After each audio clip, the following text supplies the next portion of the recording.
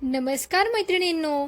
ठरलं तर मग या मालिकेच्या 7 एप्रिलच्या एपिसोडमध्ये काय घडलंय ते जाणून घेऊया. प्रियाच्या रूममध्ये मोबाईल ठेवून आपण खूप मोठी चूक केली आहे हे सायलीला समजतं आणि ती गप्प बसते. तेव्हा कल्पना तिच्यावर ओरडून म्हणते, असं गप्प बसून मान खाली घालून काही उपयोग नाही. तू हे सगळं का केलंय त्याचं उत्तर हवंय आम्हाला. प्रियाला तर संधीच भेटली असते सायलीला हवं ते बोलण्याची आणि ती सायलीकडे बोट दाखवून म्हणते, सायली स्वतःची पायरी ओळखायला शिक. तुझी लायकीच नाहीये सुभेदारांची सून होण्याची. अर्जुन खूप चिडतो आणि म्हणतो, बस झालं तन्वी, माझ्या बायकोला एवढं बोलायची गरज नाहीये. मला मान्य आहे माझ्या बायकोची चूक झाली असेल. जर तिने तुझ्या रूममध्ये फोन ठेवला असेल तर. प्रिया चिडून म्हणते, चूक झाली असेल म्हणजे अजूनही तुला शंका वाटते का? ठीक आहे, तुझ्या बायकोच्या तोंडून ऐकून की ती खरंच तिने मोबाईल आमच्या रूममध्ये ठेवला होता की नाही. पूर्ण आजी सायलीला म्हणते, हो सायली, मला तुझ्या तोंडून ऐकायचंय, तूच त्याच्या खोलीत मोबाईल ठेवला होता का? सायली हो म्हणते. त्यामुळे अर्जुनला खूप वाईट वाटतं. प्रताप आणि कल्पना म्हणतात, सायली तू खूप चुकीचं वागली आहेस, खूप नीच वागली आहेस. असं वागताना तुला काही वाटलं नाही का? सायली उत्तर देते, आई बाबा मला माफ करा, परंतु माझा एवढाच उद्देश होता की प्रियाचा खरा चेहरा तुमच्यासमोर आणावा, कारण ती खूप खोटं वागते, तुम्हाला फसवते. प्रिया चिडून म्हणते, मी खोटं वागते, फसवते का? स्वतःला चांगलं सिद्ध करण्यासाठी मला नको वाईट करूस.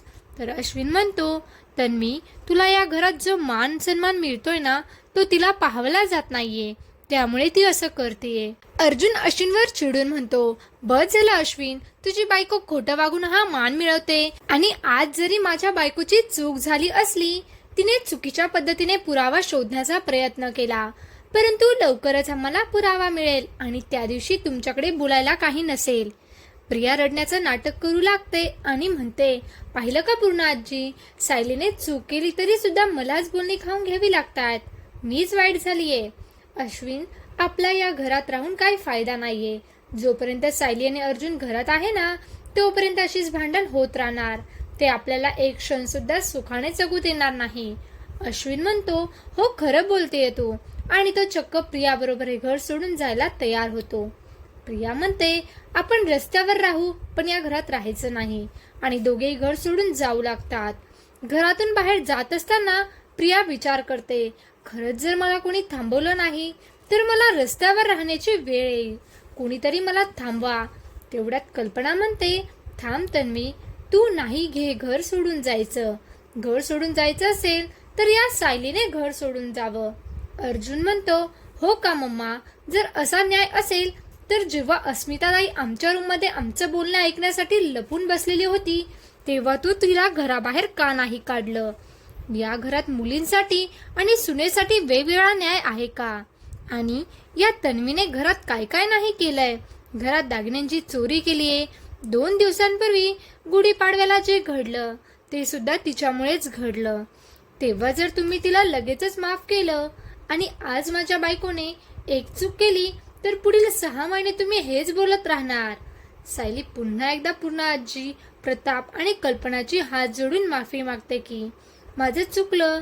तर प्रताप म्हणतो, माफी आमची नाही, तन्वी समोर हात जोडून माफी माग. सायली प्रियाची माफी मागायला जाते तर अर्जुन म्हणतो, नाही, माझी बायको या तन्वीची माफी मागणार नाही, कारण तिने खोट्या माणसांचा खोटेपणा समोर आणण्याचा प्रयत्न केला, तिचं काहीही चुकलं नाही.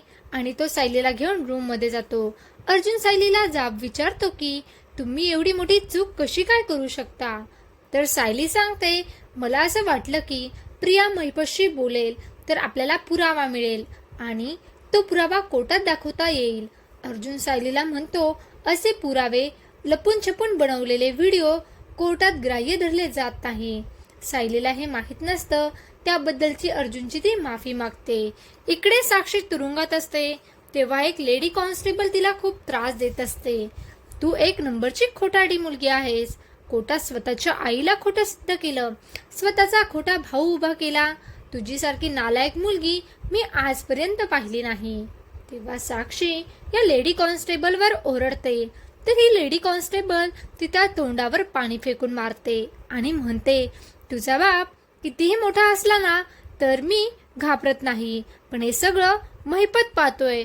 तो दामिनी देशमुखला फोन करतो, पण ती फोन उचलत नाही.